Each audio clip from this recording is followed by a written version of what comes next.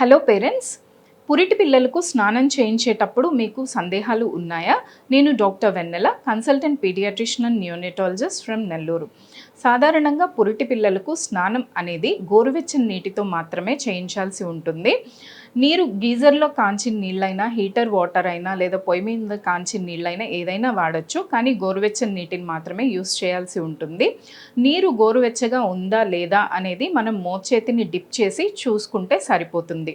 బిడ్డ పుట్టిన 24 గంటల తర్వాత నుంచి మనం ధారాళంగా స్నానం అనేది చేయించవచ్చు. సీజన్ని బట్టి రోజుకి ఎన్నిసార్లు స్నానం చేయించాలి అనేది మారుతూ ఉంటుంది. వేసవి కాలంలో డైలీ స్నానం చేయించవచ్చు. వింటర్ సీజన్లో ఏంటంటే రోజు మార్చి రోజు కానీ వారంలో 2-3 సార్లు కానీ స్నానం చేయిస్తే సరిపోతుంది. స్నానం చేయించేటప్పుడు సునిపిండి కానీ పసుపు కానీ వాడకూడదు. ఇలాంటి స్క్రబ్స్ వాడినప్పుడు ఏంటంటే మృదువైనటువంటి మన చిన్నారి చర్మం పగిలిపోవడం జరుగుతుంది. దానివల్ల లేనిపోని ఇన్ఫెక్షన్స్ అనేవి వస్తాయి.